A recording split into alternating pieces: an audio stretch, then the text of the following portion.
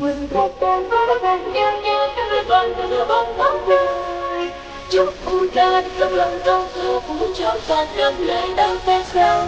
Mọi tình thương để ngập ngừng đến tôi định như ta bao đời này. Đời em ngập ngừng cũng ta đến không và bạn biết xanh trời vẫn đang vang. Quên em nơi nơi có một người đi hái lòng. Đêm xin đất trời mong áo trắng tung bay cùng buốt ngàn hoa. Lòng tiếc trong sân lòng phòng vẽ để xung vầy. Phát lâu tới ở khắp nơi phố phường của đời mới an khang bình an bên nhau.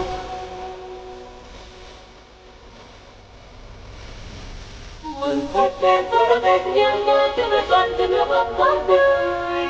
Chúc cụ già được sống lâu sống thọ, cùng cháu sang năm lại đón Tết sang. Yeah! Xin chúc với nước ra gặp lên tất cả thương như ta ban bên này. Và em là người cùng bạn